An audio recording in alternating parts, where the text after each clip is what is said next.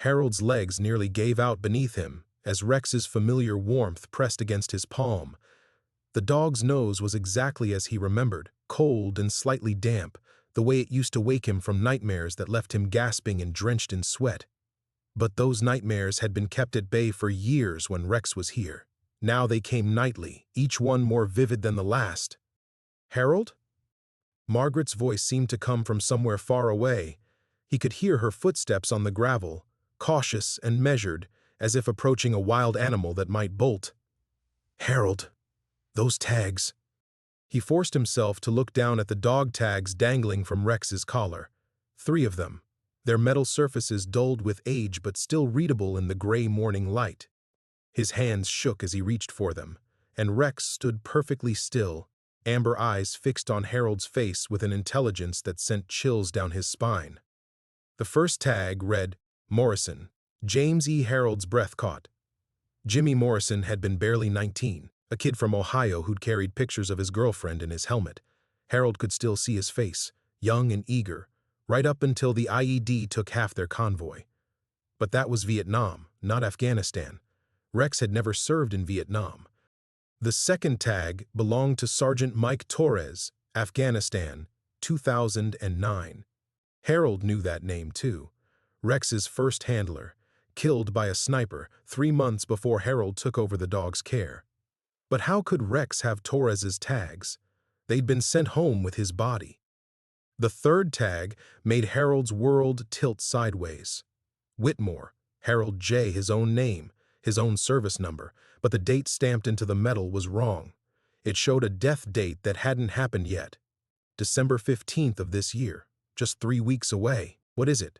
Margaret moved closer, her face pale in the weak November sunlight.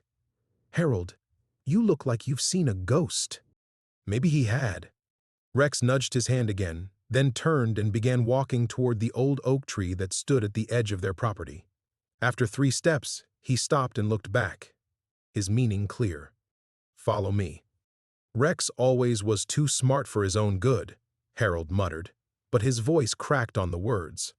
This dog had saved his life in Afghanistan more times than he could count, detecting IEDs, alerting to enemy movement, pulling him back from the edge when the war tried to drag him under. Rex had been Harold's anchor, his reason to stay sane in an insane world. And then, 12 years ago, Rex had vanished during a storm that knocked out power for 3 days and flooded half the county. Harold had searched for weeks, posted flyers, called every shelter within 100 miles. Margaret had held him while he wept, something he hadn't done since coming home from the war 30 years earlier. Now Rex waited by the oak tree, his tail wagging slowly, patient as ever. Margaret caught Harold's arm as he started to follow. "Something's not right about this," she whispered. "Dogs don't just not age. And those tags, Harold, where would he have gotten them?" Harold knew she was right. Rex should be ancient by now, if he was even still alive. At 14 years old when he disappeared, he would be 26 now, impossibly old for a German Shepherd. Yet here he stood, looking exactly as he had the day he vanished, down to the small scar above his left eye from shrapnel in Kandahar. "I know," Harold said quietly, "but it's him, Margaret. I'd know him anywhere." Rex barked once, sharp and commanding, the same bark he'd used to alert Harold to danger downrange. Then he began pawing at the ground beneath the oak tree, his powerful claws scraping against the hard earth. Harold approached slowly, Margaret close behind him. Where Rex dug, the soil seemed softer than it should be, as if it had been recently disturbed. But Harold had lived on this land for 40 years, and nothing had ever been buried beneath this tree. Rex stepped back, his amber eyes fixed on Harold's face. In the shallow depression he'd made, something metallic caught the light. Harold knelt and brushed away the loose soil with trembling fingers. It was a photograph in a waterproof pouch, the kind soldiers used to protect precious cargo. The image showed Harold and Rex together in Afghanistan, both of them younger, both of them whole. But Harold had never buried this photo. He kept his war memories locked away in a box in the attic, where they couldn't ambush him in his daily life. Beneath the photo was another dog tag. this one newer than the others. Harold picked it up with shaking hands and read the inscription, "For those who served in silence, who carried the weight of what others could not bear." Rex sat down beside him and placed one large paw on Harold's knee, the same gesture of comfort he'd offered countless times in the Afghan desert. Margaret knelt beside them both, her eyes wide with wonder and fear. "What does it mean?" she whispered. Harold had no answer, but deep in his chest, something long frozen began to crack. The November wind cut across the wheat fields like a knife, and Margaret shivered as she watched Harold slowly rise from beside the oak tree. The photograph and dog tag disappeared into his jacket pocket, with the careful precision of a man who had learned to hide evidence of his pain. Rex remained at his side, a silent sentinel whose presence seemed to fill spaces in Harold that had been empty for so long. "We should go inside," Margaret said softly. "Before the storm hits." The sky had grown darker while they stood beneath the tree, heavy clouds rolling in from the mountains with the promise of snow. Harold nodded absently, his weathered fingers still trembling as he touched his pocket. Rex trotted ahead of them toward the farmhouse, his gait easy and familiar, as if 12 years hadn't passed at all. Inside, Margaret busied herself with the morning routine that had sustained them through 4 decades of marriage. Coffee brewing, oatmeal warming on the stove, Harold's medications sorted into the daily pill organizer that had become as much a part of their kitchen table as the salt and pepper shakers. These small rituals had become their armor against the world, predictable anchors in lives that had seen too much uncertainty. Harold settled into his usual chair at the kitchen table, the one that faced the window overlooking their land. Rex padded over and lay down beside him, resting his massive head on Harold's knee exactly as he used to do.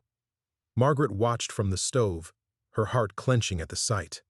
For 12 years, that space beside Harold's chair had remained empty, a constant reminder of what they'd lost. "Remember how he used to steal socks from the laundry basket?" Margaret asked, attempting normalcy. "I'd find them buried in his bed, clean as a whistle but covered in dog hair." Harold's mouth twitched into what might have been a smile. He never chewed them, though, just collected them, like trophies. His hand moved automatically to stroke Rex's head, muscle memory taking over. The army psychiatrist said dogs sometimes exhibit hoarding behaviors when they're trying to create security in uncertain environments. It was the most Harold had said about his military service in months.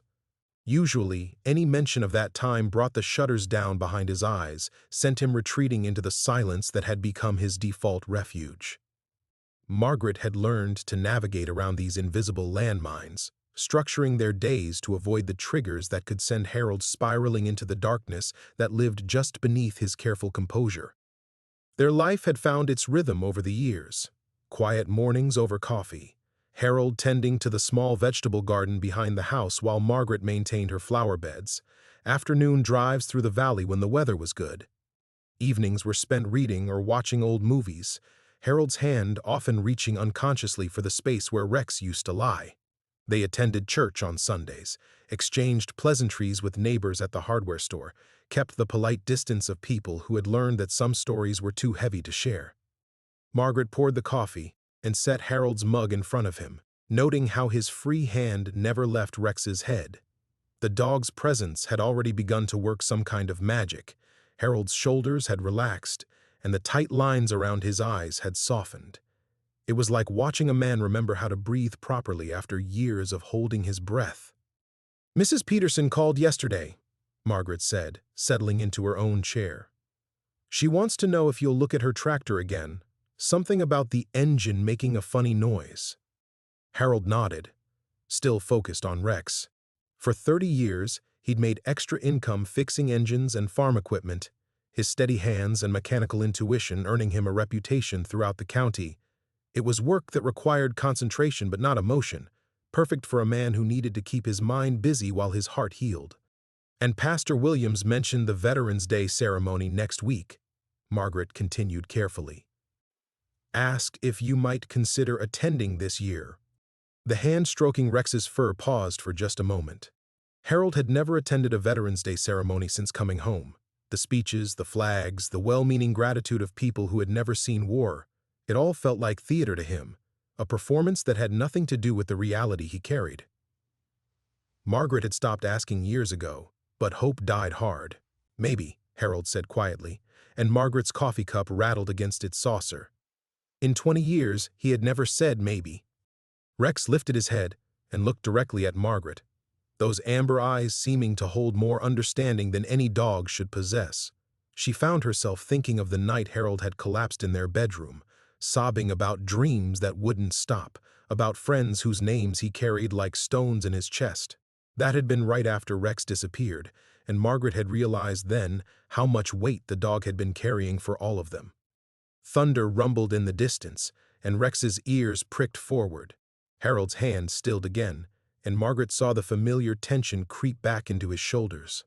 "It's all right," she whispered, though she wasn't sure if she was speaking to her husband or the dog that shouldn't exist. Outside, the first snowflakes began to fall.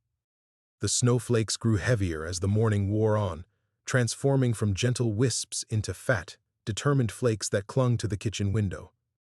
Margaret watched them accumulate on the sill while Harold finished his oatmeal in contemplative silence, Rex's steady presence beside his chair like a meditation made flesh. It was when Harold pushed back from the table that everything changed. Rex's head snapped up with military precision, his ears rotating toward the front of the house like satellite dishes seeking a signal. The transformation was instantaneous. From peaceful companion to alert sentry, every muscle in his body coiled with purpose. A low growl rumbled from his chest, not threatening but communicative, the way he used to warn Harold of incoming mortar rounds. "What is it, boy?" Harold's voice carried the same sharp awareness, 40 years of training kicking in automatically. Rex padded to the front window and placed his paws on the sill, his gaze fixed on something beyond the falling snow. Harold followed, Margaret close behind, all three of them peering through the gray morning toward the gravel drive that led to their farmhouse. A black sedan was making its way slowly up the lane, its government plates visible even through the thickening snow. Margaret felt Harold stiffen beside her, his breathing shallow and quick. In 40 years of rural life, official vehicles had never brought good news to the Whitmore farm. "Military," Harold said quietly, and Margaret heard decades of old fear in that single word. The sedan parked beside Harold's pickup truck, and two figures emerged, a middle-aged man in army dress blues with the bearing of a career officer, and a younger woman in civilian clothes carrying what appeared to be a leather portfolio. They approached the house with the careful respect of people who understood they were entering sacred ground. Rex's growl deepened, and he looked back at Harold with those impossibly knowing amber eyes.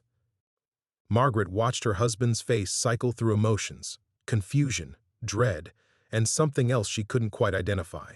Recognition, perhaps, or resignation. The knock on the door came in the measured cadence of military protocol.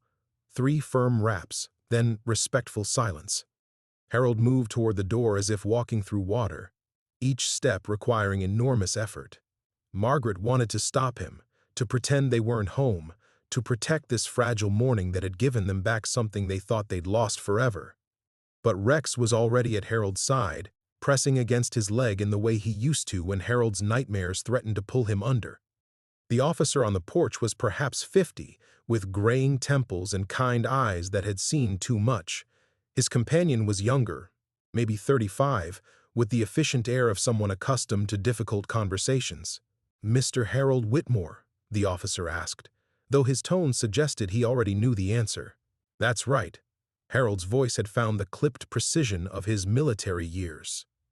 "I'm Colonel Martinez, and this is Dr. Sarah Chen from the Defense Department's Military Working Dog Program. We were hoping we could speak with you about a matter concerning your service in Afghanistan." Margaret felt the world tilt sideways. Harold's service had been classified, his unit's missions buried under layers of government secrecy that had never been lifted. In 30 years, no one from the military had ever contacted him about anything. "What about it?" Harold asked, and Margaret could hear the walls going up behind his words. Dr. Chen stepped forward slightly, her expression gentle but urgent. "Mr. Whitmore, we have reason to believe that you may have encountered something during your deployment that our department needs to understand, something involving your K-9 partner, Rex. At the mention of his name, Rex moved to stand directly between Harold and the visitors, his body language protective, but not aggressive. The colonel's eyes widened as he took in the dog's appearance. "That's not possible," Dr. Chen whispered, her professional composure cracking for just a moment. "Mr. Whitmore, when was the last time you saw Rex?" 12 years ago, Harold replied carefully. "He disappeared during a storm." The colonel and Dr. Chen exchanged a look heavy with meaning. Margaret felt ice forming in her stomach that had nothing to do with the November cold. "Mr. Whitmore," Colonel Martinez said slowly, "we have documented evidence that Rex died in Afghanistan in 2010. We have his remains. We have burial records." The silence that followed was broken only by the wind driving snow against the windows. Rex looked up at Harold, his amber eyes holding depths of understanding that made Margaret's breath catch in her throat. "Then who?" Harold asked, his voice barely above a whisper. "Is this?" Dr. Chen opened her portfolio and extracted a thick file. "That's exactly what we're here to find out. Mr. Whitmore, there are things about your service, about Rex, that were classified far above your clearance level, things that we're only beginning to understand ourselves."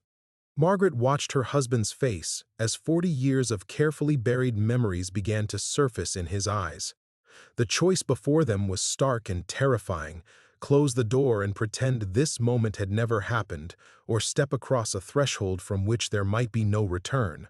Rex pressed closer to Harold's leg, and somewhere in the distance, thunder rolled again across the Montana sky. The classified file lay open on their kitchen table like a wound, its contents spilling across the familiar checkered tablecloth where Margaret had served countless meals over 4 decades. Harold stared at the photographs and documents as if they were written in a foreign language, his weathered hands gripping his coffee mug so tightly his knuckles had gone white. "I don't understand what you're asking of us," Margaret said, her voice cutting through the tension that had settled over their kitchen like fog. She'd positioned herself between the government officials and Harold, a protective instinct that had served them well through years of his struggles with nightmares and panic attacks. Dr. Chen leaned forward slightly, her expression carefully neutral. "Mrs. Whitmore, we're not asking anything yet. We're simply trying to understand what happened in Afghanistan and why your husband's K9 partner appears to be sitting in your living room when our records show he died overseas 13 years ago." Rex had retreated to the doorway between the kitchen and living room, his amber eyes moving between Harold and the visitors with an intelligence that made Margaret's skin crawl. The dog's presence, which had brought such comfort an hour earlier, now felt weighted with implications she couldn't begin to comprehend. Harold set down his mug with shaking hands. "Those records could be wrong," he said, but his voice lacked conviction. "Military bureaucracy, you know, things get mixed up." "These records were classified at the highest levels," Colonel Martinez replied gently. "The operation you and Rex were involved in. Mr. Whitmore, what do you remember about your final mission?" The question hit Harold like a physical blow. Margaret watched her husband's face drain of color as his breathing became shallow and rapid. She recognized the signs, the prelude to one of the episodes that could leave him curled on their bedroom floor for hours, lost in memories that felt more real than the present. "Harold," she whispered, reaching for his hand, "you don't have to do this." But Harold was already sinking into that place where the past lived, his eyes unfocused and distant. "The compound," he said slowly. "Outside Kandahar. Intel said there were chemical weapons, maybe worse. Rex kept alerting to things that weren't there, or that we couldn't see." Dr. Chen and Colonel Martinez exchanged another of those meaningful looks that made Margaret want to throw them both out of her house.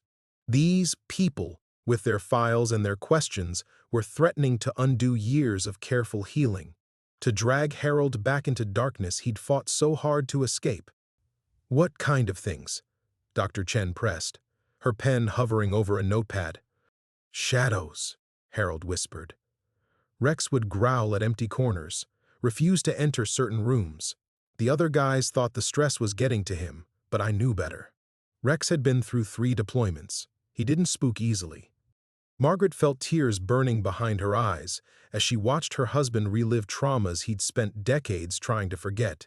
The careful life they'd built together, quiet mornings, peaceful evenings, the gentle routine that kept Harold's demons at bay, was crumbling with each question these strangers asked. "We should have walked away," Harold continued, his voice growing stronger but also more haunted. "Rex tried to tell us. He sat down outside the compound and wouldn't move. That was his signal for chemical threats, but our equipment showed nothing." "What happened next?" Colonel Martinez asked quietly. Harold's hand found Rex's head as the dog moved closer, offering the same comfort he'd provided in the desert years ago. "We went in anyway. Orders were orders. But Rex—" He paused, confusion clouding his features. "I remember the explosion, the building coming down. I remember thinking Rex was dead, that I'd gotten him killed because I didn't listen. But you both made it out," Dr. Chen said, consulting her file. "You were evacuated together." "No." Harold's voice was firm now, certain.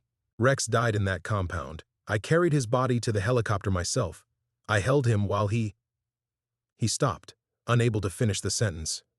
The silence that followed felt fragile, like glass about to shatter. Margaret looked at Rex, solid and breathing and undeniably present, then at the official documents that claimed he was dead. The impossibility of it all pressed against her mind like a weight she couldn't bear. "Then who is this dog?" she asked, her voice barely audible. "That's what we're here to find out," Dr. Chen replied. "Mr. Whitmore, we need you to come with us. There are things you saw, things that happened in that compound, that we need to understand. Rex's presence here suggests that the mission may not be over." Harold's face went ashen. Margaret saw 40 years of marriage, of love, of careful healing hanging in the balance. The choice before them was stark: cooperate with these strangers and risk destroying the fragile peace they'd built, or refuse and live forever wondering what truth they were turning away from. Rex whined softly, pressing closer to Harold's leg as thunder rolled across the Montana sky once more. The storm outside intensified, driving snow against the windows with increasing fury, but the real tempest was building inside Harold's chest. Margaret watched her husband's internal war play out across his weathered features, the desperate desire to protect the quiet life they'd built warring against something deeper, something Rex's impossible presence had awakened. "I can't," Harold whispered, but his voice carried no conviction. His hand remained buried in Rex's fur, drawing strength from contact he'd thought lost forever. "Margaret, we can't. Not after everything we've been through." But even as he spoke the words, Margaret could see the truth in his eyes. They had already crossed a threshold the moment Rex appeared at their door. The carefully constructed walls Harold had built around his memories were crumbling, and there would be no rebuilding them. Not now. Not with Rex sitting here, solid and breathing and impossibly unchanged. Dr. Chen leaned forward, her voice gentle but insistent. "Mr. Whitmore, we understand how difficult this must be. But if Rex is here, if he's somehow connected to what happened in that compound, then other people might be at risk. Other soldiers, other K-9 teams. The mission you were on, it wasn't just about chemical weapons, was it?" Harold's breathing grew ragged. There were things in that place, things that shouldn't exist. Command told us we were hallucinating from chemical exposure, but Rex— He looked down at the dog, who was watching him with those amber eyes that seemed to hold 13 years of untold stories. Rex saw them too. Dogs don't hallucinate. Margaret felt the last of her resistance crumbling. The man she loved was already disappearing into that place where his memories lived, and she had a choice: fight uselessly against the tide or follow him into the darkness and hope they could find their way back together. "What would you need from us?" she heard herself asking, her voice surprisingly steady. Colonel Martinez straightened, relief evident on his face. "We have a facility about 3 hours from here, near Great Falls. It's equipped to handle sensitive debriefings, and our medical staff specializes in working with veterans who've experienced unusual circumstances." "How long?" Harold asked quietly. "Hard to say. Days, possibly weeks." "This isn't just about retrieving memories, Mr. Whitmore. We need to understand what Rex is, how he's here, and what that means for national security. Margaret's heart clenched at the thought of leaving their sanctuary, their carefully ordered world where Harold's nightmares were manageable and the past stayed buried. But she looked at Rex, at the way Harold's breathing had steadied just from the dog's presence, and realized that their old life was already gone. The moment Rex walked through their door, everything had changed. "We go together," she said firmly, surprising everyone, including herself. "Harold doesn't go anywhere without me." Dr. Chen nodded quickly. "Of course, we have accommodations for spouses. In fact, we'd prefer it that way. Familiar faces can help with the psychological aspects of what we're asking." Harold stood slowly, his hand never leaving Rex's head. The dog rose with him, the two moving in perfect synchronization, like dancers who'd rehearsed for years. Margaret saw her husband squaring his shoulders, finding that old military bearing that had carried him through war and its aftermath. "When do we leave?" he asked. "As soon as you can pack," Colonel Martinez replied. "The weather's getting worse, and we need to move before the roads become impassable."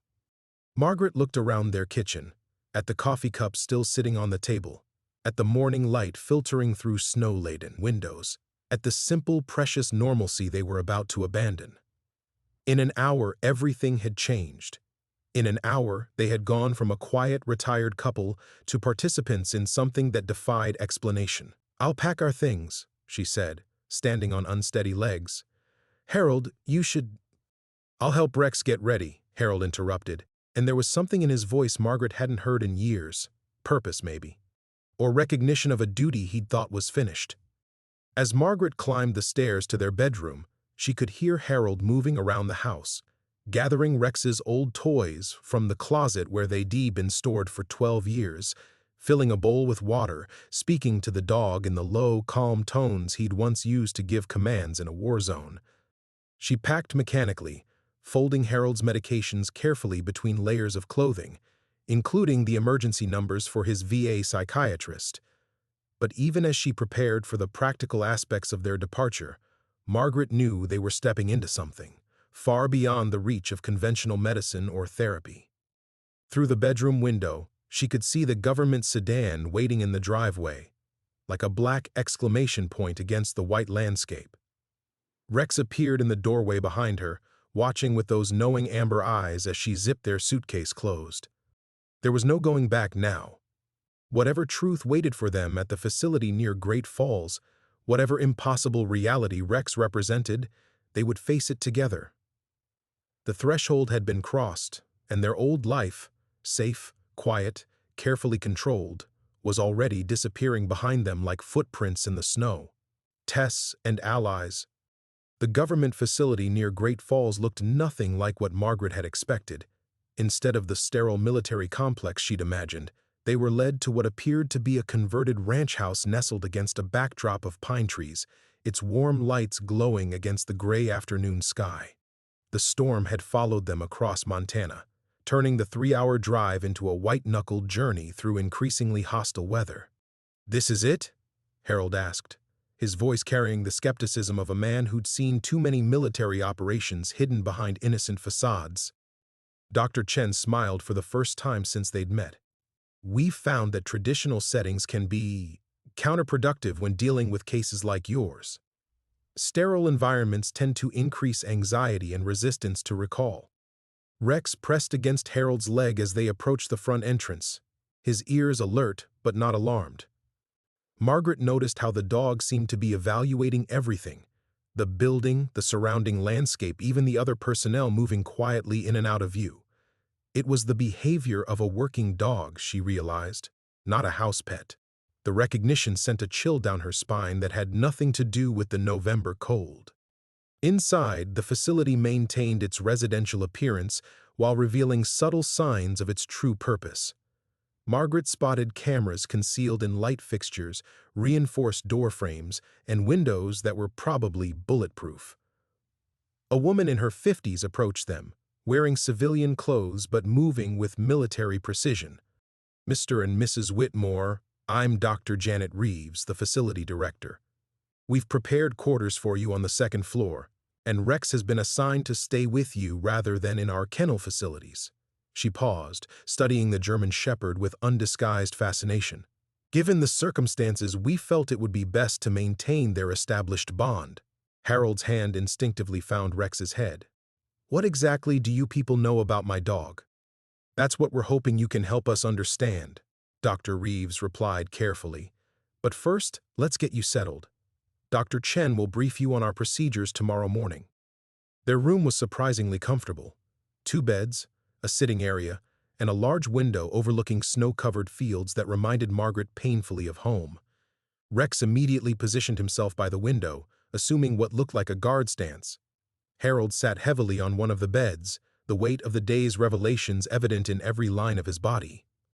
"This is insane," Margaret whispered, unpacking their few belongings. 12 hours ago we were having coffee in our kitchen, and now we're in some classified facility because our dead dog came home. A soft knock interrupted her thoughts. A young man in army fatigues stood in the doorway, his bearing respectful but confident. "Mr. Whitmore?" "I'm Sergeant First Class Danny Morrison. I served with a K-9 unit in Iraq, and Dr. Reeves asked me to help facilitate your transition here." Harold looked up, and Margaret saw something shift in his expression. The recognition of a fellow soldier, someone who might actually understand what they were going through. "What's your dog's name?" Harold asked. "Was Zeus. Lost him to an IED 3 years ago." Morrison's voice carried the particular grief that comes with losing a partner. "That's part of why I'm here. Dr. Reeves thought you might be more comfortable working with someone who's been through similar experiences."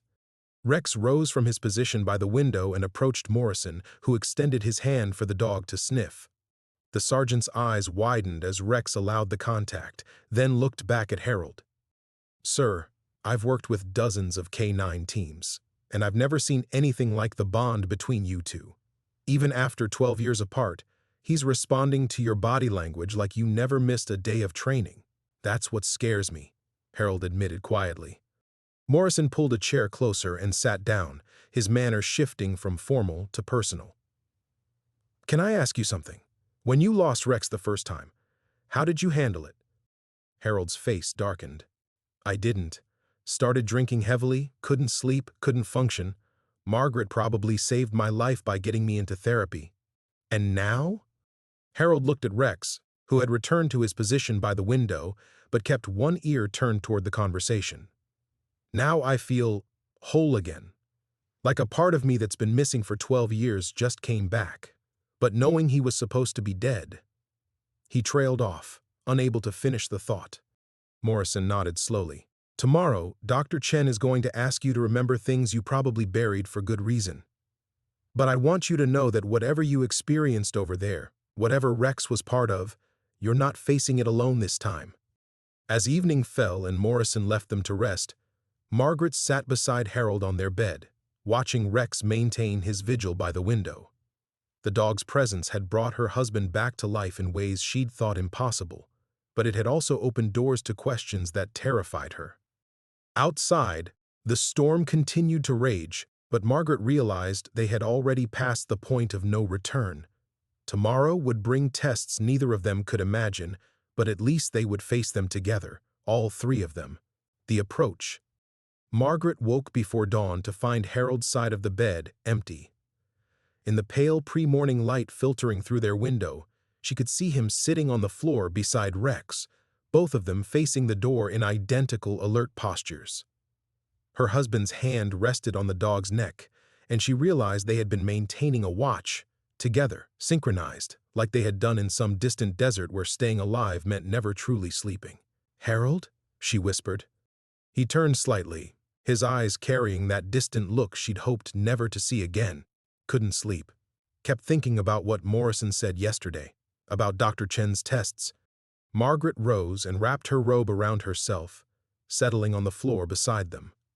Rex shifted to make room for her, his amber eyes reflecting something that might have been gratitude. The simple acceptance in that gesture struck her as profoundly human, and the thought sent an unwelcome chill through her chest. "Tell me what you're thinking," she said softly. Harold was quiet for so long she thought he wouldn't answer. Outside their window, the storm had finally exhausted itself, leaving behind a landscape so pristine and white it looked like a blank canvas waiting for whatever would come next. "I keep remembering things," he said finally. "Things that happened after I thought Rex died. Dreams I had in the hospital. Visions during therapy sessions. The doctors said it was grief, trauma response, my mind trying to process the loss." His voice dropped to barely audible. But what if they were wrong? What if somehow some part of Rex was still with me all along? Margaret felt the careful rationality she'd clung to begin crumbling. "That's not possible, Harold. Yesterday I would have agreed with you." Harold's hand moved rhythmically through Rex's fur, the gesture automatic and comforting. "But look at him, Margaret. Really look. His coat is exactly the same color, the same pattern. That scar above his left eye from shrapnel in Kandahar, it's identical. Even the way he breathes when he's thinking, that little huffing sound he used to make. Rex made that exact sound, as if summoned by Harold's words." Margaret stared at the dog, trying to reconcile the impossibility of his presence with the undeniable reality of his warm, solid body pressed against her leg. A soft knock interrupted her spiraling thoughts. Sergeant Morrison's voice came through the door, respectful but insistent. "Mr. Whitmore, Dr. Chen is ready for you whenever you're prepared." Harold stood slowly, his movements carrying the weight of a decision she could see forming in his eyes. Margaret recognized the expression, the same look he'd worn when he'd finally agreed to seek therapy 12 years ago, when he'd acknowledged that some battles couldn't be fought alone. "Give us 15 minutes, Harold called back. As they dressed in the growing morning light, Margaret watched her husband transform. The uncertain, fragile man who had woken beside her was gradually being replaced by someone she hadn't seen in years, a soldier preparing for a mission. His movements became more precise, his bearing straighter, even his breathing changed, becoming deeper and more controlled. Rex seemed to sense the shift as well. The dog rose from his position by the window and moved to Harold's side, not as a pet seeking attention, but as a partner awaiting orders. The synchronization between them was so complete, it took Margaret's breath away. "Whatever they show us today, whatever they ask us to remember," Harold said, adjusting his shirt with military precision, "I need you to know something. These past 12 years, the life we built together, it's the only thing that kept me sane. You saved me, Margaret. Whatever happens next, that doesn't change." Margaret felt tears threatening, but forced them back. Her husband needed her to be strong now, to be the anchor that would keep him tethered to reality while he dove into memories that had nearly destroyed him once before. "We're going to face this together," she said firmly. "All of us." Harold nodded, then knelt beside Rex. For a moment, the professional soldier disappeared, and Margaret saw only a man saying goodbye to 12 years of grief, of wondering, of sleepless nights haunted by the partner he'd failed to save. "Ready, boy?" Harold asked quietly. Rex's response was immediate and unmistakable, a sharp bark that seemed to echo with the authority of a dozen training fields, 100 missions, a bond that had somehow survived death itself. As they walked down the corridor toward the testing facility, Margaret felt the weight of the morning settling around them like armor. The careful, peaceful life they'd constructed was officially over. Whatever Dr. Chen was about to show them, whatever memories Harold would be forced to relive, there would be no returning to the quiet sanctuary of their farmhouse unchanged. Behind them, their empty room stood as a testament to the people they had been yesterday. Ahead lay questions that would either destroy them or forge them into something stronger than either had imagined possible.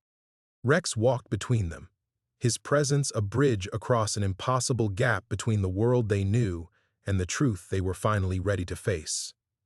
The testing facility occupied the building's basement level, accessed through a series of security checkpoints that made Margaret's skin crawl. Each scanner, each verification, each locked door they passed through felt like another layer of their old life being stripped away. Harold moved through the process with mechanical precision, but she could see the tension building in his shoulders, the way his breathing had become shallow and controlled. Rex padded silently beside them, his claws clicking against the polished concrete floor in a rhythm that sounded almost like a military cadence. Margaret noticed how the dog's ears swiveled at every sound, cataloging threats and exits with the practiced efficiency of a soldier entering hostile territory. Dr. Chen waited in what looked like a cross between a medical examination room and a high-tech laboratory. Banks of monitors lined one wall, their screens displaying readouts Margaret couldn't interpret. A comfortable chair sat in the center, surrounded by equipment that hummed with quiet electronic purpose. "Before we begin," Dr. Chen said, her voice carefully neutral, "I want you to understand that we're not just looking for memories. We're monitoring everything. Brainwave patterns, stress responses, even electromagnetic fluctuations in the room itself." She gestured toward Rex, who had positioned himself strategically between Harold and the door. "We're particularly interested in any changes that occur when Rex is present versus when he's not. You want to separate us?" Harold's voice carried a sharp edge that Margaret hadn't heard since his worst days. "Only briefly, and only if you consent, we need to establish baselines." Dr. Chen's manner remained professional, but Margaret caught the flicker of uncertainty in her eyes as she looked at Rex. "The dog's presence seems to trigger responses we don't fully understand yet." Harold sat heavily in the chair, his hand instinctively reaching for Rex. The German shepherd moved closer, pressing against Harold's leg in a gesture of support that struck Margaret as almost heartbreakingly human. "Tell me about the last mission," Dr. Chen said, activating the monitoring equipment. The screens immediately came alive with scrolling data, heart rate, brain activity, electromagnetic readings that spiked and danced in patterns Margaret couldn't decipher. Harold closed his eyes, and Margaret watched her husband disappear into a place she couldn't follow. When he spoke, his voice carried the flat, reporting tone of a soldier delivering intelligence to his superiors. "Forward Operating Base Chapman. August 15, 2011. Rex and I were assigned to a joint operation with British forces investigating reports of chemical weapons storage in an abandoned compound northwest of Kandahar." Harold's breathing became measured, controlled. Intel suggested the facility had been evacuated, but Rex started showing signs of distress before we even reached the perimeter. On the monitors, Margaret could see Harold's vital signs shifting. Heart rate increasing, brain activity clustering in areas she suspected were associated with memory and trauma. But something else was happening too. Rex had begun to whine softly, a sound so low it was almost below the threshold of hearing. "What kind of distress?" Dr. Chen asked, leaning forward. "Behavior I'd never seen before." He wouldn't take point, kept trying to pull me back toward the vehicles. Rex was trained for chemical detection, but this was different. He was afraid. Harold's eyes remained closed, but his hand found Rex's head with unerring accuracy. "When we entered the compound, the temperature dropped 20 degrees in less than a minute. Our equipment started malfunctioning, compasses spinning, radios cutting in and out. The electronic readings on the monitors began fluctuating wildly." Dr. Chen glanced at her instruments, frowning as several alarms began chirping softly. "And then?" she prompted. Harold's voice dropped to a whisper. "We found the lab, underground facility, 3 levels deep. The air itself felt wrong, thick, heavy, like breathing through wet concrete. Rex's fur was standing on end, and he was growling at empty corridors, empty rooms. His grip tightened on Rex's neck, except they weren't empty. We could hear them moving. Scratching sounds, whispers in languages that weren't human. Margaret felt ice forming in her stomach. The Harold she knew, the rational man who fixed engines and read newspapers, was describing something from a nightmare. "Rex saved my life down there," Harold continued, his voice breaking slightly. "Whatever those things were, they couldn't get close to him, like he was some kind of protection. We made it to the 3rd level before the walls started bleeding." "Bleeding?" Dr. Chen's professional composure cracked slightly. "Black substance, thick as motor oil but warm. It moved against gravity, flowing upward, forming shapes, patterns. Rex went berserk, barking, snarling at the walls themselves. And then..." Harold's voice caught. The explosion, not from ordnance, not from anything we carried. The facility just imploded, like reality folded in on itself. The monitoring equipment was screaming now, alarms creating a cacophony that made Margaret's ears ring. But Rex had gone completely still, his amber eyes fixed on Harold with an intensity that felt almost supernatural. "I woke up in a field hospital 3 days later," Harold whispered. "They told me Rex died in the collapse, but I could still feel him. For years afterward, I could still feel him watching over me." Dr. Chen reached for her emergency shutdown procedures as the lights began to flicker. Margaret realized with crystalline clarity that they had crossed a threshold from which there would be no return. The ordeal had truly begun. The lights didn't just flicker, they died completely, plunging the testing facility into absolute darkness. Emergency power kicked in seconds later, bathing everything in hellish red light that made the banks of monitors look like glowing wounds in the walls. "Everyone stay calm," Dr. Chen's voice cut through the electronic wailing, but Margaret could hear the tremor beneath her professional control. "This is just a power fluctuation." It wasn't just a power fluctuation, and they all knew it. Rex had begun backing toward the door, his body pressed low to the ground in a defensive posture Margaret had never seen before. The dog's eyes reflected the emergency lighting like amber flames, and that soft whining had escalated to a growl that seemed to vibrate through the concrete floor itself. Harold was convulsing in the chair. Not violently, that would have been easier to understand. Instead, his body moved with the rhythmic precision of someone experiencing electrical shock, his muscles contracting and releasing in waves while his eyes rolled back until only the whites showed. The hand that had been resting on Rex's head was now clenched in a fist so tight Margaret could see blood seeping between his fingers where his nails cut into his palm. "Harold!" She lunged toward him, but Dr. Chen caught her arm. "Don't touch him. The electromagnetic readings are off the charts. Physical contact could—" The sentence never finished. One of the monitoring screens exploded in a shower of sparks, then another.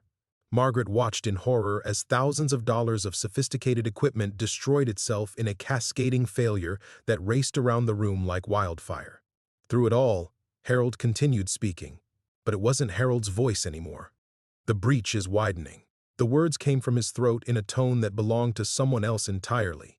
Younger, more authoritative, carrying an accent Margaret couldn't place. "Sector 7 is completely compromised. Request immediate extraction for all personnel." Dr. Chen had gone pale. She was frantically working at a tablet, trying to maintain some kind of record as her equipment died around her. "Margaret, I need you to listen to me very carefully. This isn't just memory recall. Something is using Harold as a conduit. Using him for what?" Margaret's voice cracked with terror. Before Dr. Chen could answer, Harold's body went rigid. When he spoke again, it was in his own voice, but filled with such anguish that Margaret felt her heart breaking. "Rex? Rex, where are you? Don't leave me down here alone." Rex's growl intensified, but he wasn't looking at Harold anymore. The dog had fixed his attention on the far corner of the room, where shadows seemed to be moving independently of any light source. Margaret followed his gaze and felt her sanity begin to fray at the edges. Something was forming in the darkness, not solid but present, a writhing mass of negative space that hurt to look at directly. The temperature in the room plummeted until Margaret could see her breath, and the air itself took on that thick, oppressive quality Harold had described from the underground facility. "It followed him back," Dr. Chen whispered, her scientific curiosity warring with obvious terror. "Rex didn't just come home, he brought something with him." Margaret wanted to deny it, wanted to scream that this was impossible, that dogs didn't come back from the dead, and shadows didn't move on their own. But Harold was dying in front of her eyes. She could see it in the way his life force seemed to be draining away, pulled into whatever hungry darkness was manifesting in the corner of the room. She broke free from Dr. Chen's grip and threw herself toward Harold, grabbing his shoulders despite the risks. The contact sent electricity racing through her body, but she held on, pouring every ounce of love and determination she possessed into calling him back. "Harold, come back to me. Come home." For a moment, his eyes focused on her face. In that brief connection, she saw him, really saw him, and recognized the truth that would haunt her forever. He was choosing between the darkness that called to him from that impossible place underground and the life they had built together in their farmhouse with its wheat fields and mountains. He was choosing, and she could see him slipping away. Rex suddenly abandoned his position by the door, lunging not toward Harold, but directly into the writhing shadows in the corner. The dog's form seemed to blur as it made contact, and Margaret heard something that might have been a scream or might have been the sound of reality tearing apart. The emergency lights failed completely. In the absolute darkness that followed, Margaret felt Harold's hand find hers, but his grip was weak, fading. She heard Dr. Chen sobbing somewhere nearby, heard alarms wailing throughout the facility, heard the terrible silence where Rex's presence should have been. When the lights finally returned, Harold was unconscious, his vital signs barely registering on the few monitors that still functioned, and Rex was gone. Margaret knelt on the cold concrete floor, cradling Harold's unconscious form as medical personnel flooded into the destroyed testing facility. Their voices created a chaos of overlapping urgencies, vital signs, oxygen levels, possible neurological damage, but she heard none of it. Her world had narrowed to the barely perceptible rise and fall of her husband's chest and the terrible absence where Rex should have been. "Mrs. Whitmore, we need to get him to intensive care." A young paramedic was trying to separate her from Harold, his hands gentle but insistent. Margaret looked up at him with eyes that had seen too much, and he stepped back involuntarily. "He's not dying," she said with absolute certainty that surprised her. "Whatever just happened, he's not dying." As they loaded Harold onto a gurney, Margaret caught Dr. Chen's arm. The researcher looked shell-shocked, her professional composure completely shattered. Soot streaked her face from the destroyed equipment, and her hands shook as she tried to process what she had witnessed. "That shadow," Margaret said quietly. "You knew it was there." Dr. Chen's eyes filled with tears. "Not new. Suspected. The electromagnetic signatures around your husband, the way reality seemed to bend when Rex appeared. We've documented similar phenomena in other cases. Soldiers who've encountered things that shouldn't exist." She gestured at the ruined laboratory around them. "But we've never seen anything this powerful." Margaret felt something fundamental shift inside her understanding of the world. "Other cases?" "Classified research. Facilities like the one Harold described. They exist, or existed. Places where the barrier between dimensions grew thin, where things from somewhere else tried to push through." Dr. Chen's voice dropped to a whisper.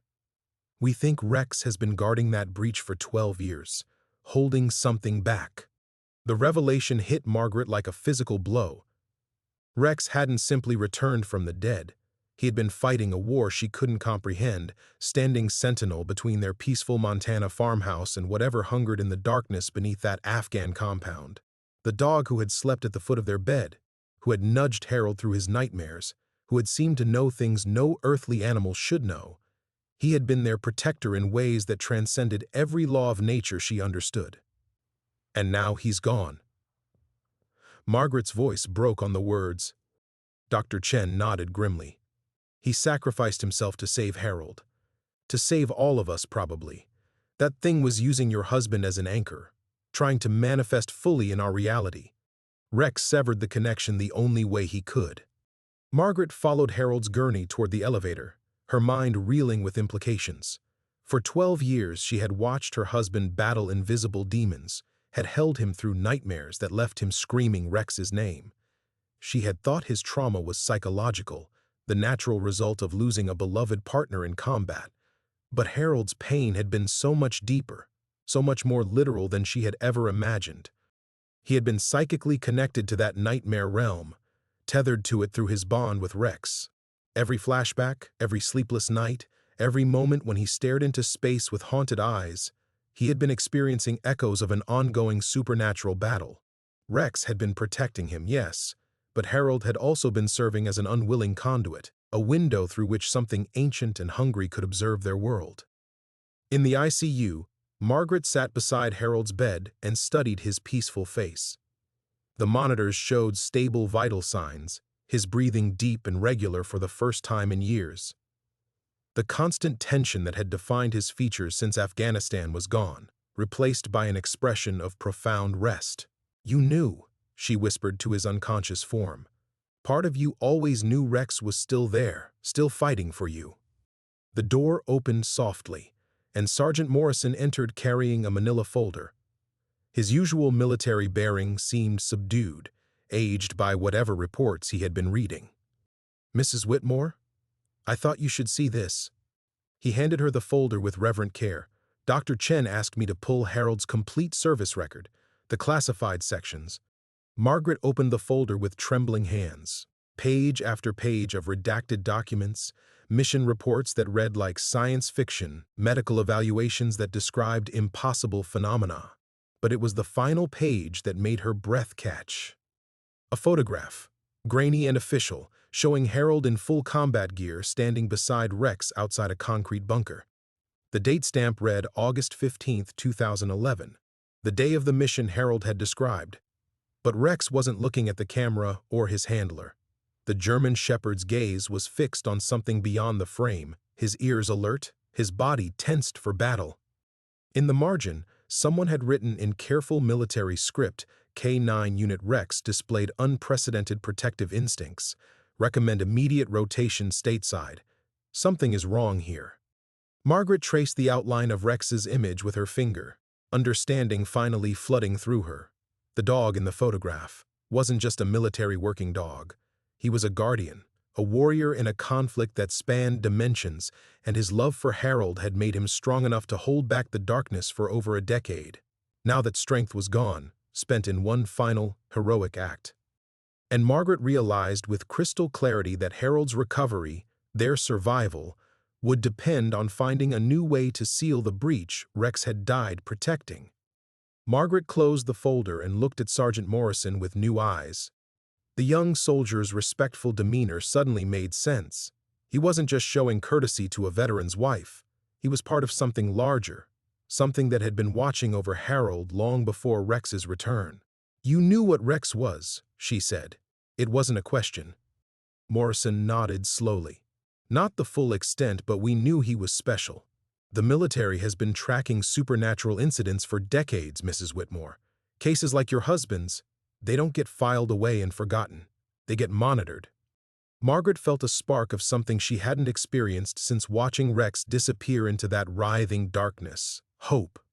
Monitored by whom? A small task force. Scientists, researchers, military personnel who've encountered the unexplained. Morrison pulled a chair closer to Harold's bedside. "Dr. Chen isn't just a trauma specialist. She's part of a team that studies dimensional breaches, supernatural manifestations, the things that slip through the cracks of our understanding." The revelation shifted Margaret's perspective entirely. Harold's ordeal hadn't been an isolated incident. Somewhere, other people were fighting the same impossible battle, protecting the world from threats that existed beyond the realm of conventional warfare. "How many others?" she asked. "More than you'd think. Less than we need." Morrison's expression grew grave. "The facility your husband described, it was one of 7 sites worldwide where the barriers between dimensions were compromised during military operations. Most were contained, sealed, neutralized. But the Afghan site," he shook his head. "Rex was the only thing keeping it stable." Margaret looked down at Harold's peaceful face, understanding flooding through her with crystalline clarity. Her husband wasn't just a victim of supernatural circumstances. He was a crucial component in humanity's defense against threats most people would never know existed. Rex had been his guardian, yes, but Harold himself possessed some innate sensitivity, some psychic resonance that made him valuable to both sides of this interdimensional conflict. "What happens now?" she asked. "Without Rex to hold the breach closed?" Morrison exchanged a glance with Dr. Chen, who had quietly entered the room while they talked. The researcher looked exhausted but determined, her scientific curiosity clearly stronger than her fear. "That's what we need to figure out," Dr. Chen said. "But we have advantages Rex didn't have 12 years ago. Technology, understanding, resources." She approached Harold's bedside, checking his vital signs with professional efficiency. "And we have something else. We have you." Margaret felt a laugh bubble up from somewhere deep in her chest, edged with hysteria. "Me? I'm a 73-year-old farm wife. I can't even program our television remote. You called him back, Dr. Chen said simply. When Harold was being pulled into that dimensional rift, when something was using him as an anchor to manifest in our reality, you grabbed him and called him home. Your emotional connection to him was strong enough to sever a supernatural tether that had lasted over a decade. The truth of it settled into Margaret's bones like warmth returning to frozen limbs. She had done that. In the face of impossible terror, with equipment exploding around them and shadows taking physical form, she had reached for her husband and refused to let him go. Love had been her weapon, and it had proved stronger than whatever hungry darkness called to him from that underground facility half a world away. Morrison leaned forward, his military bearing softening into something more personal. Mrs. Whitmore, we'd like to ask for your help. There are techniques we can teach you, ways to strengthen the psychic bond you already share with Harold. With proper training, you could become his anchor in ways that don't require Rex's sacrifice. Margaret studied her husband's sleeping face, noting how the deep lines of constant tension had smoothed away. For the first time in years, Harold looked truly at peace. But she also understood that this respite was temporary. The battle Rex had fought was far from over. It had simply taken on new parameters. What would I have to do? She asked. Dr. Chen pulled out a tablet, its screen showing complex diagrams that looked like military schematics crossed with architectural blueprints.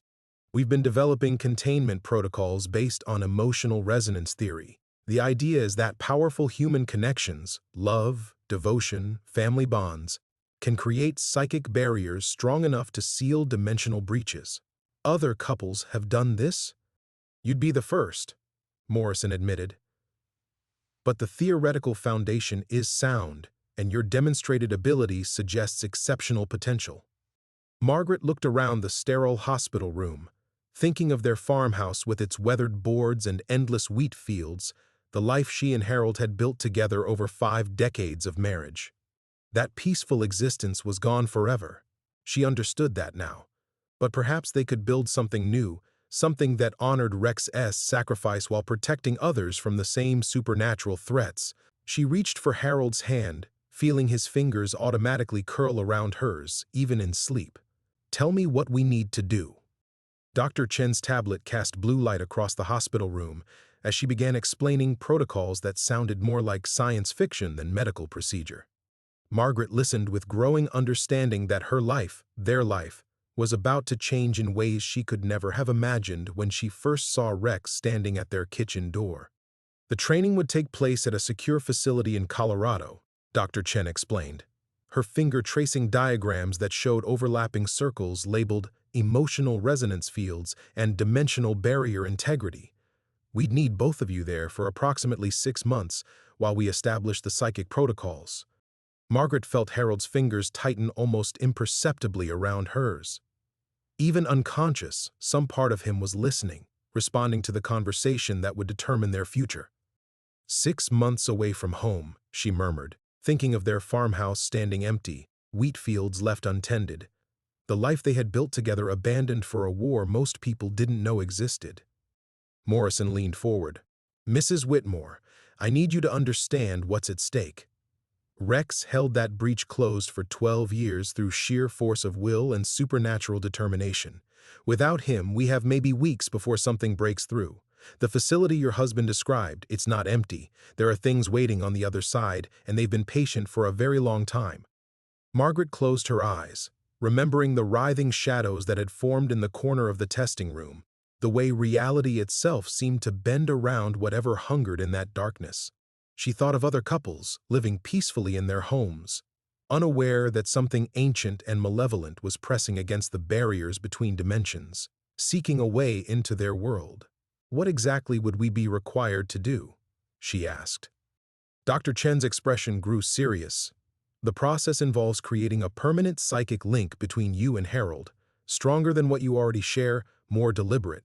You would become his anchor not just emotionally, but literally, a living tether to this reality that nothing from the other side could sever. And the risks? The question hung in the air like smoke. Morrison and Dr. Chen exchanged glances that spoke of conversations Margaret hadn't been privy to, debates about acceptable losses and necessary sacrifices. Total psychic integration carries the risk of identity dissolution, Dr. Chen admitted finally. In rare cases, the boundaries between two minds can become so permeable that individual consciousness begins to merge. You might lose yourselves in each other. Margaret studied Harold's face, noting the silver stubble along his jaw, the small scar above his left eyebrow from a childhood accident he had told her about on their third date 52 years ago. She knew the pattern of lines around his eyes, the way his breathing changed when he dreamed, the exact shade of brown his hair had been before it turned gray. Losing herself in Harold didn't sound like a tragedy. It sounded like the natural culmination of a love that had already redefined who she was decades ago. "There's something else," Morrison said quietly. "The protocols we're asking you to implement, they're experimental. Based on our research, yes, but never tested under these conditions. You'd be pioneers in a field we're still trying to understand." Margaret felt a laugh escape her throat, edged with exhaustion and determination in equal measure. "Sergeant Morrison, 3 days ago my biggest concern was whether we had enough firewood for winter. Yesterday I watched my dead dog sacrifice himself to save my husband from interdimensional monsters. I think I can handle experimental." Dr. Chen smiled for the first time since the testing facility had been destroyed. "There's one more thing you should know. If this works, if you and Harold successfully create a stable psychic barrier, you'll be saving more than just your own lives. The intelligence we've gathered suggests the Afghan facility is connected to a network of dimensional weak points around the globe. Seal one permanently, and we gain crucial knowledge about sealing the others." Margaret looked down at their joined hands, remembering the moment in the testing room when she had grabbed Harold and called him home. The electricity that had passed between them hadn't been painful. It had been recognition, a deep cellular understanding that they were two parts of something larger, something that had been growing stronger through 5 decades of shared experiences. Rex had fought alone for 12 years, standing guard against horrors she was only beginning to comprehend. But Margaret and Harold wouldn't be alone. They would have each other, and perhaps that would be enough. Harold's eyes fluttered open, focusing slowly on her face. His voice was hoarse but clear when he spoke. "Margaret? What's happening? Where's Rex?" The pain in his voice when he asked about Rex nearly broke her heart. But there was something else in his expression, a clarity that had been absent for years. The constant background tension of supernatural threat had lifted, replaced by the natural grief of a man who had lost his beloved companion. She squeezed his hand gently. "Rex is gone, Harold. But he saved you. He saved all of us."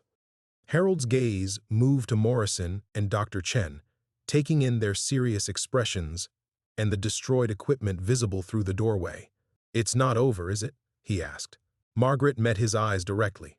"No, but we're going to finish what Rex started." Harold struggled to sit up, his movements careful but determined. Margaret helped him adjust the hospital bed, watching as he processed the weight of their situation with the methodical calm of a soldier receiving orders. "Tell me what needs to be done," he said simply. Dr. Chen moved closer, her tablet displaying the complex diagrams that had become Margaret's introduction to a world beyond conventional understanding. "Harold, your psychic sensitivity made you vulnerable to the entities on the other side of that breach, but that same sensitivity could be the key to sealing it permanently." Harold studied the shifting patterns on the screen, his expression growing more focused with each passing moment. Margaret recognized that look. It was the same concentrated attention he had given to learning farming techniques when they first moved to Montana, the determined absorption of a man who approached every challenge as a problem to be solved. "The process would require both of you," Morrison explained. "Margaret has already demonstrated the ability to sever supernatural connections through emotional resonance.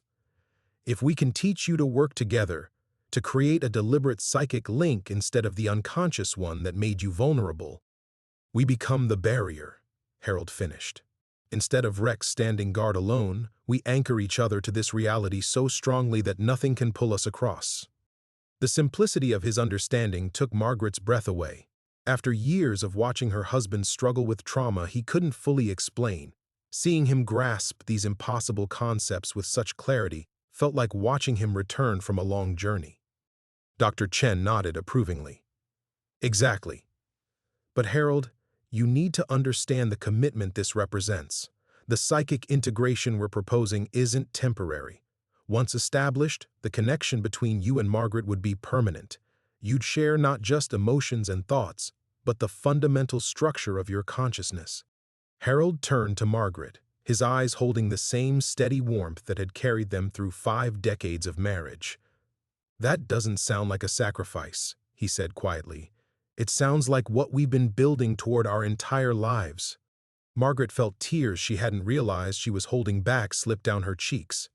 In all the terror and confusion of the past few days, she had lost sight of something essential, that the love between them had always been their greatest strength. Not the quiet, comfortable affection of elderly companionship, but something deeper and more transformative, a force that had called Harold back from the edge of supernatural dissolution, that had given Rex the anchor he needed to hold the darkness at bay for 12 years. The training would be intensive, Dr. Chen continued, pulling up new screens that showed meditation techniques, biofeedback protocols, and exercises designed to strengthen psychic bonds. 6 months at minimum, possibly longer, and there's no guarantee of success. What happens if we fail? Margaret asked. Morrison's expression grew grim. Based on our projections, the breach will destabilize completely within 4 to 6 weeks. When that happens, the entities that have been pressing against the barriers for over a decade will have direct access to our reality. Harold absorbed this information with the same steady calm, but Margaret could see the military strategist awakening behind his eyes. The man who had served 3 tours in Vietnam, who had trained Rex to navigate war zones and detect hidden dangers. And if we succeed? You become guardians, Dr. Chen said. Not just of that one breach, but potentially of all 7 sites worldwide. The psychic techniques you develop, the protocols we establish, they could be replicated, taught to other couples with sufficient emotional resonance. Margaret looked around the sterile hospital room, thinking of their farmhouse with its creaking floors and familiar rhythms, the life they would be leaving behind. But she also thought of other families sitting down to dinner, unaware that their peaceful existence, balanced on the edge of cosmic horror. Other couples growing old together, their love deep enough to serve as humanity's first line of defense against threats beyond imagination. When do we leave? Harold asked. The question carried no hesitation, no fear, only the quiet determination of a man who had spent his entire adult life in service to something larger than himself. Margaret realized that this moment had been inevitable from the instant Rex appeared at their door. All the supernatural manifestations, all the recovered memories and buried trauma had been leading to this choice. You have 24 hours to decide, Morrison said, to arrange your affairs, say goodbye to your normal life. Margaret squeezed Harold's hand, feeling the familiar calluses from decades of farm work, the slight tremor that remained from his time in the testing facility. But underneath those physical details, she sensed something new, or perhaps something very old that was finally free to emerge, a strength that had been tempered by years of struggle, refined by loss, and ultimately purified by Rex's sacrifice. We don't need 24 hours, she said, her voice steady despite the magnitude of what they were accepting. We're ready.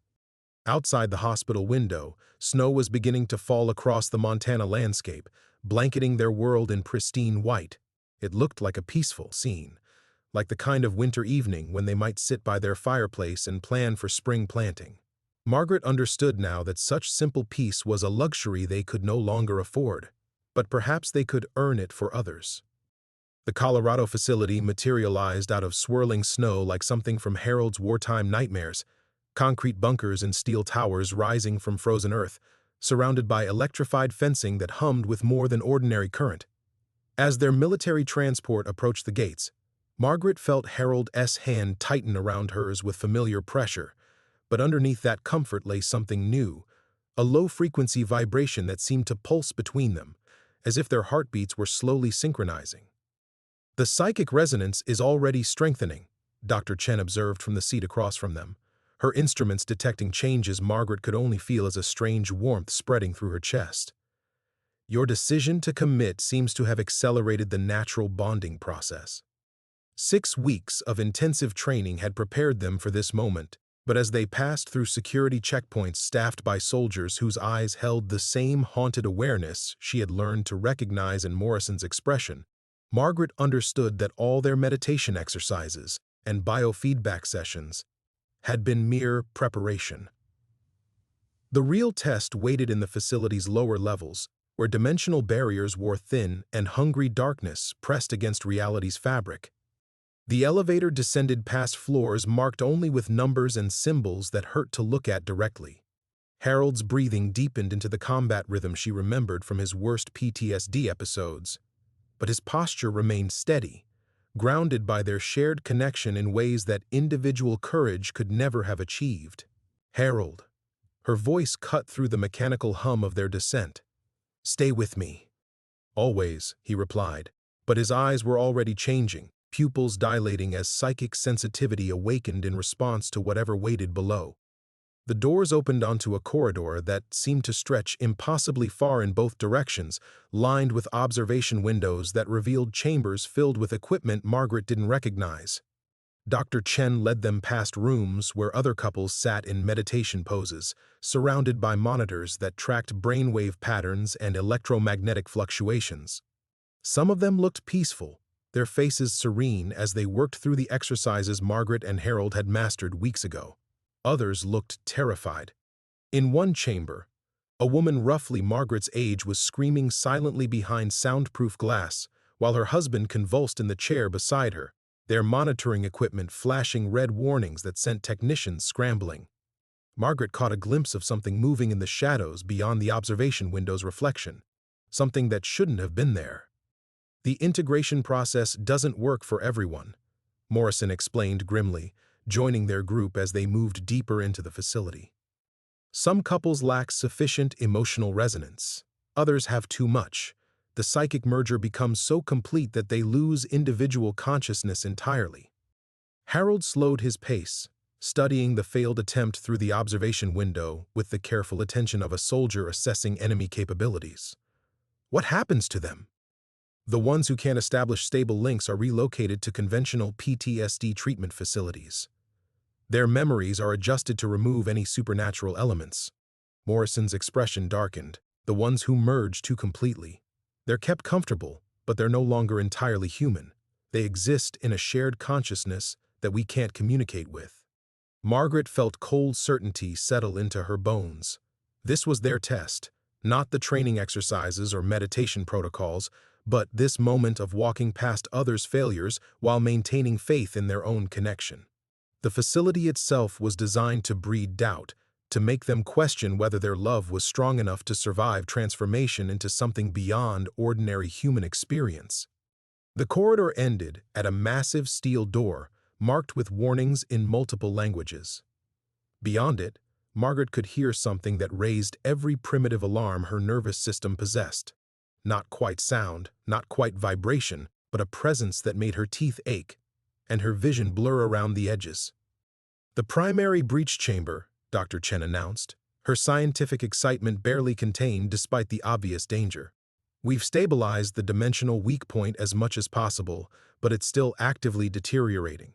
Once you establish psychic integration, you'll need to create a permanent barrier while entities on the other side are actively trying to prevent exactly that." Harold stepped forward, his military training asserting itself in the face of cosmic horror. "Show me the enemy."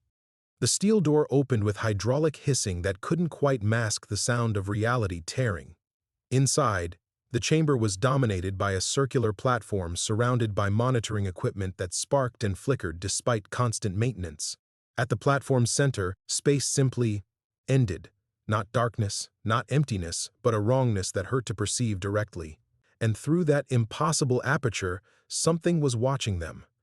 Margaret felt Harold's psychic sensitivity spike like a fever, his consciousness suddenly stretching toward the breach with terrifying attraction.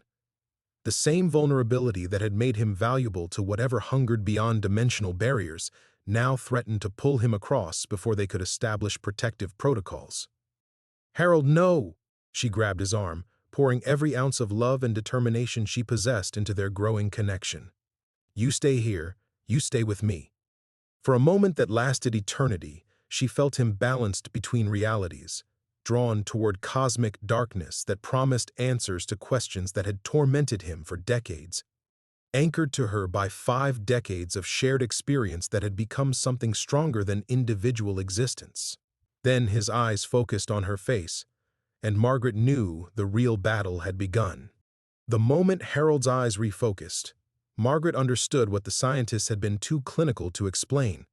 Victory wouldn't come from their psychic abilities or months of training. It would require her to sacrifice the man she had loved for 50 years and accept the transformed being he would become. "I can feel them," Harold whispered, his voice carrying harmonics that resonated through the breach itself. "They're not just watching, Margaret. They're remembering. Every soldier who ever died afraid, every warrior who fell alone, they collect that terror, feed on it." The monitoring equipment around the platform screamed warnings as Harold's consciousness expanded beyond safe parameters. Dr. Chen shouted orders to technicians, while Morrison reached for emergency containment protocols, but Margaret knew conventional intervention would only shatter whatever chance they had. She stepped onto the platform beside Harold, feeling the wrongness of the breach claw at her sanity. But more than cosmic horror, she felt her husband's mind opening like a flower blooming in reverse, beautiful and terrible, revealing depths that made her weep with recognition and loss. "The only way to seal it permanently," Harold said, his awareness now spanning dimensions Margaret couldn't comprehend, "is to give them what they want. A consciousness willing to stand guard from their side. No." The word tore from her throat with physical pain. "Harold, no, we find another way." But even as she spoke, she felt the truth burning through their psychic connection. The entities beyond the breach weren't random monsters. They were the accumulated psychic residue of every traumatic death, every soul lost to violence and fear. Rex had held them back through pure love and loyalty, but Rex had been a guardian spirit, already dead. What they needed now was a living consciousness powerful enough to face that darkness and transform it. Harold turned to her, and in his eyes she saw the clarity that had always been his greatest gift. The same steady wisdom that had carried him through war, through decades of hidden trauma, through the impossible resurrection of their beloved dog. He understood the cost, and he had already made his choice. "Not from their side," he said gently, "from between. Margaret, when you anchor me to this reality while I cross over, we become a bridge, a permanent connection that transforms the breach from a wound into a doorway we control." The elegance of it stole her breath. Not victory through force, but through sacrifice that created something greater than the sum of its parts. She would lose Harold as the man she had married, but they would become eternal guardians, their love transformed into an unbreakable barrier between dimensions. Dr. Chen's voice cut through the chaos of alarms and shouting technicians. His psychic resonance is approaching critical thresholds. "Margaret, if you're going to establish the anchor connection, it has to be now." Margaret looked at Harold's face one last time, memorizing details she had known for 5 decades. The scar above his eyebrow, the laugh lines that deepened when he smiled, the particular way his hair fell across his forehead. In moments, those familiar features would become something else, shaped by forces beyond human comprehension. "I love you," she whispered, pouring 50 years of shared experience into those 3 words. "I love you too," he replied, "and I trust you to hold me when I can't hold myself." Margaret reached for the psychic techniques they had practiced, but instead of the careful protocols Dr. Chen had taught them, she opened herself completely. Every memory, every moment of joy and sorrow, every quiet evening by their farmhouse fireplace. She offered all of it to Harold as he prepared to step beyond human existence. The connection that formed between them was nothing like the gradual integration the scientists had predicted. It was instantaneous and overwhelming, a fusion of consciousness that rewrote the fundamental structure of who they were.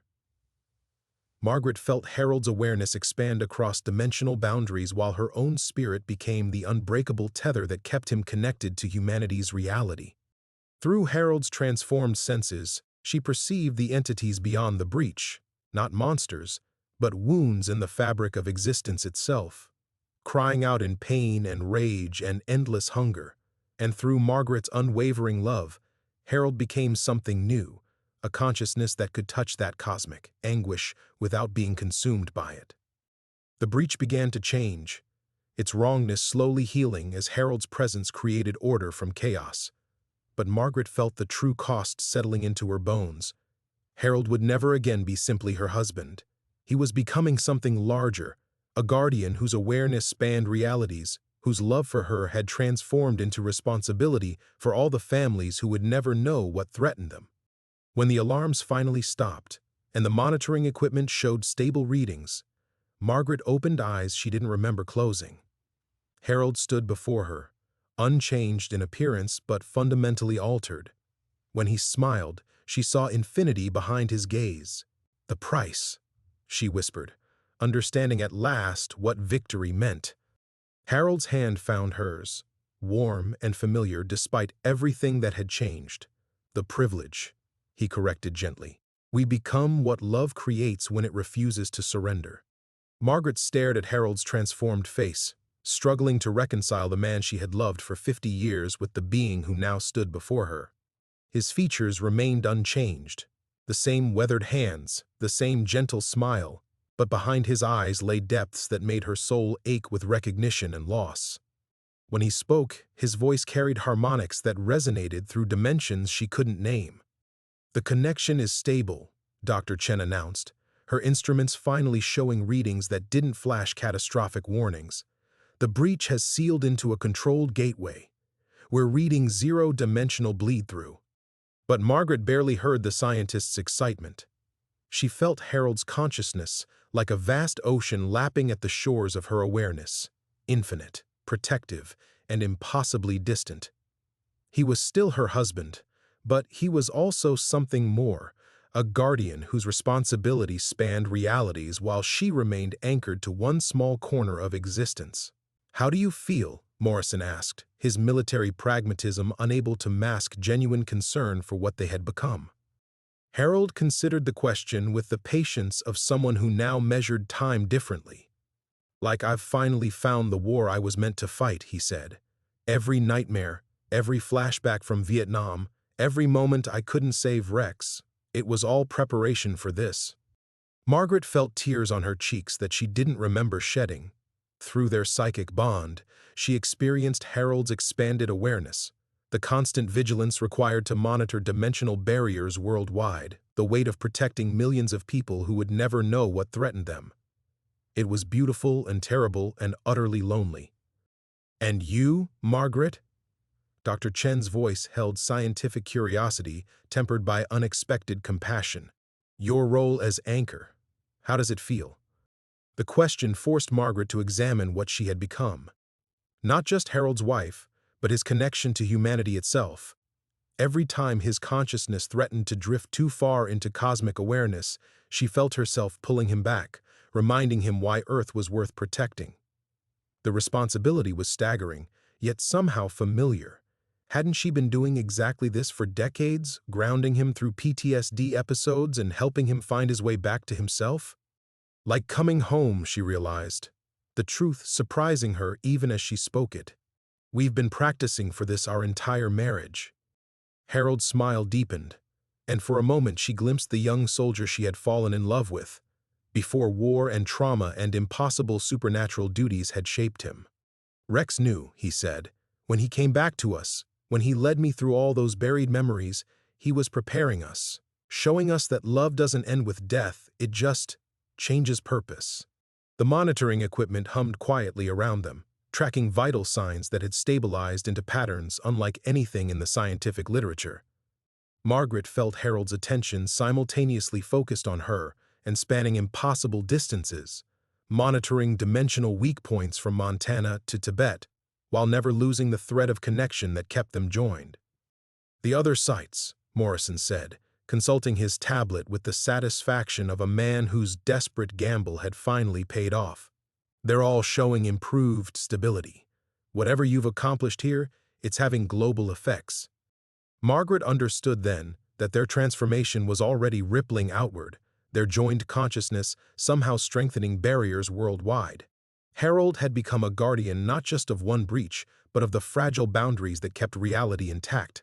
And she had become his anchor, ensuring that infinite responsibility never severed his connection to the world he protected. "What happens now?" she asked, though part of her already knew the answer. Dr. Chen exchanged glances with Morrison before responding. "Now we build protocols around what you've achieved, train other couples, establish permanent monitoring stations, create a network of guardians who can maintain dimensional security." "But we stay here," Harold said, his voice carrying certainty that transcended prediction. "The primary breach requires constant attention, and our connection is the template others will follow." Margaret felt the weight of that commitment settling into her bones.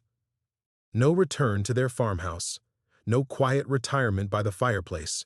Instead, an existence dedicated to protecting others from threats beyond imagination, their love transformed from private comfort into humanity's first line of defense. Yet as she looked at Harold's transformed face, she found no regret in her heart. This was what their 50 years together had been building toward. Not an ending, but an evolution. Rex had shown them that guardianship was love's highest expression, and they had learned the lesson perfectly. "Together," she whispered, squeezing Harold's hand with fingers that trembled only slightly. "Always together," he confirmed, his infinite awareness contracting for one precious moment to focus entirely on her. Just more than we ever imagined possible. Around them, the facility hummed with new purpose, but Margaret heard only the steady rhythm of Harold's breathing and felt only the warmth of connection that had saved them both. They had found what Rex had been trying to teach them all along, that love, when it refuses to surrender, becomes something strong enough to guard the boundaries between worlds. 3 months after the transformation, Margaret stood in the doorway of their new home, a modest apartment built into the facility's upper levels, and watched Harold tend to the small garden he had planted on their balcony. His hands moved with the same gentle precision she remembered from their farmhouse, but now she felt the vast ocean of his consciousness monitoring dimensional barriers across 6 continents, while he watered tomatoes and whispered encouragement to struggling seedlings. "The Hendersons arrive this afternoon," she said, consulting the schedule Dr. Chen had given her. Another couple, younger than they were, brought together by trauma and love and the terrible mathematics of psychic compatibility. Margaret had become their guide, helping other pairs navigate the transformation that would forever change what it meant to be human. Harold looked up from his plants, and she saw starlight in his eyes, not metaphorically, but literally, as if his expanded consciousness had learned to reflect the cosmic distances he now protected. He served 2 tours in Iraq, lost his best friend to an IED. She's a trauma surgeon who pulled him through 3 suicide attempts. His voice carried information downloaded directly from classified files, but also deeper knowledge that came from touching the wounded places in every guardian candidate's soul. "Will they survive the integration?" Margaret asked, though she had learned to trust Harold's assessments. In 3 months, they had guided 17 couples through the process. 14 had achieved stable connections and taken positions at dimensional monitoring sites worldwide. 3 had failed, 1 pair relocated to conventional therapy with adjusted memories. Another kept comfortable in the medical wing as their consciousness slowly dissolved into shared existence too complete for individual thought. "They'll survive," Harold said with certainty that transcended prediction. "Their love has already been tested by impossible circumstances. The transformation will feel familiar." Margaret nodded, settling into the routine that had replaced their quiet retirement. Each morning brought new couples desperate enough to volunteer for experimental procedures they couldn't fully understand. Each afternoon meant guiding them through meditations that prepared human consciousness for cosmic responsibility. Each evening found her anchoring Harold as his awareness stretched across realities, ensuring he never forgot why Earth was worth protecting. Yet, in quiet moments like this, she glimpsed the man she had married 50 years ago. Harold still made terrible jokes while cooking dinner. He still reached for her hand during thunderstorms, though now he monitored every electrical discharge for signs of dimensional instability. He still woke her gently when nightmares threatened, though the dreams that haunted him now involved threats to reality itself rather than memories of jungle warfare. "Rex came to see me last night," Harold said casually, deadheading spent blooms with the care of someone who had learned that small acts of nurturing echoed across infinite distances. Margaret felt her breath catch. Rex appeared to Harold regularly now, not the solid presence that had returned to their farmhouse 12 years later, but a spiritual guide helping him navigate responsibilities no human was meant to bear. What did he say? That we're ready for the next phase. Harold's hands stilled among the plants. The network is strong enough now. Other guardians can maintain the barriers while we... He trailed off, but through their connection, Margaret felt the shape of what he couldn't yet articulate. Not retirement, but evolution, a transformation beyond even what they had already experienced. Rex had shown them that love transcends death, but their journey together was teaching them that it also transcends life, becoming something that exists in the spaces between realities. "While we what?" she prompted gently. Harold turned to face her fully, and Margaret saw past the cosmic awareness to the young soldier she had fallen in love with, the middle-aged farmer who had grieved a missing dog, the elderly man who had risked everything to save her from impossible choices. All of him, preserved and transformed within consciousness vast enough to guard the boundaries between worlds. "While we go home," he said simply. Margaret understood immediately. Not their farmhouse in Montana, that belonged to people they used to be, but the place they had been building together for 50 years, the shared existence that had made them strong enough to become guardians. Home had always been wherever they chose to love each other completely, and now that choice had expanded beyond single reality. Through the window, she watched snow beginning to fall on the Colorado mountains, each flake following patterns Harold now perceived as expressions of cosmic harmony. Soon, the Hendersons would arrive, carrying trauma that would either destroy or transform them. Tomorrow brought new couples, new chances to expand the network of guardians who stood between humanity and threats beyond imagination. But today, Harold was tending tomatoes while Margaret planned their afternoon like any retired couple. They had learned the most important lesson of all, that love, when it becomes infinite, never forgets to cherish the small moments that make existence worth protecting. "Together," Margaret whispered, the word that had become their prayer and their promise. "Always together," Harold confirmed, infinite awareness contracting to focus entirely on her smile. "Just coming home." The snow had stopped falling by the time Margaret finished brewing their morning coffee, each flake having settled into patterns that Harold now read like a familiar language. 6 months had passed since their transformation, and what had once felt like an impossible new existence had softened into something approaching normalcy. If normalcy could include monitoring dimensional barriers while discussing what to have for lunch. "The Hendersons integrated successfully," Harold said, not looking up from the newspaper he still insisted on reading each morning, though Margaret knew he absorbed global news through channels that had nothing to do with printed words. "They're requesting assignment to the Australian site." Margaret smiled, remembering the younger couple's terror when they'd first arrived, holding hands so tightly their knuckles had gone white. Yesterday, she had watched them achieve stable connection, their love transforming into something strong enough to stand guard against cosmic darkness. Each successful integration felt like a small victory, proof that their sacrifice had meaning beyond their own salvation. "That makes 37 couples," she said, settling beside Harold with her coffee. Through their bond, she felt his consciousness simultaneously tracking dimensional stability in Sydney while fully present for their quiet conversation. The duality no longer frightened her. It had become as natural as breathing. Harold folded his newspaper with the deliberate care he brought to everything now. "Dr. Chen thinks we can start training local coordinators soon. People like us, but focused on guidance rather than direct monitoring. The possibility of stepping back, even slightly, from the constant stream of traumatized couples should have brought relief. Instead, Margaret felt a strange nostalgia for work that had given their transformation purpose. Are we ready for that? Rex thinks so. Harold's voice carried the casual tone he used when discussing their spiritual guide, as if regular conversations with the ghost of their beloved dog were the most ordinary thing in the world. Perhaps they were, now. Margaret reached for Harold's hand, finding comfort in its familiar warmth despite everything that had changed about the consciousness behind his touch. What does he think comes next for us?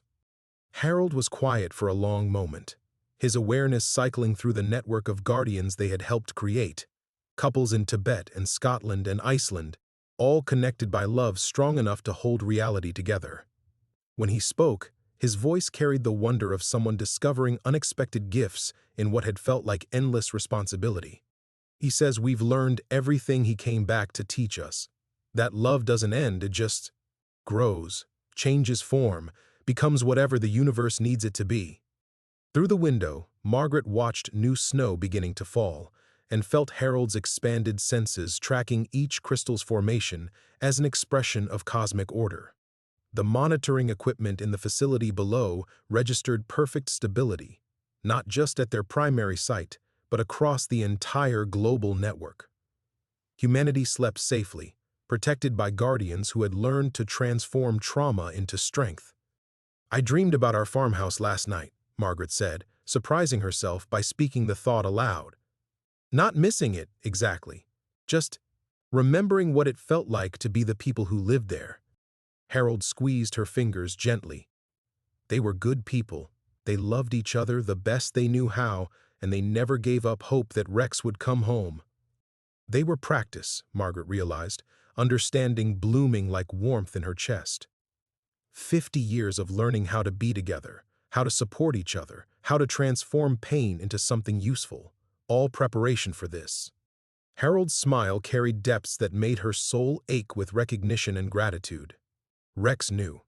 When he appeared at our door, unchanged after 12 years, he was showing us that nothing real ever disappears. It just waits for the right moment to serve its purpose. Around them, the facility hummed with quiet activity.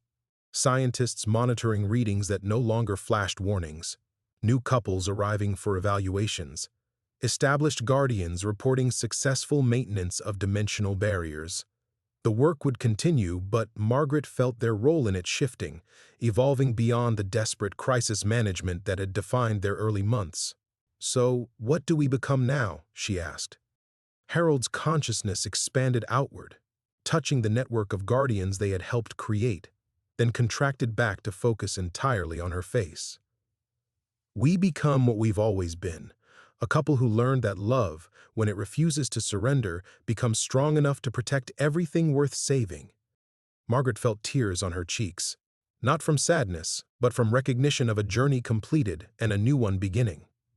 Outside their window, snow continued falling in patterns that spoke of cosmic harmony, while inside their small apartment, two people who had found each other 50 years ago discovered they were still finding each other, still growing into deeper connection, still learning what it meant to love without limits. Together, Margaret whispered. Always together, Harold confirmed, and in his voice she heard the echo of every promise they had ever made, transformed into something eternal. They were home,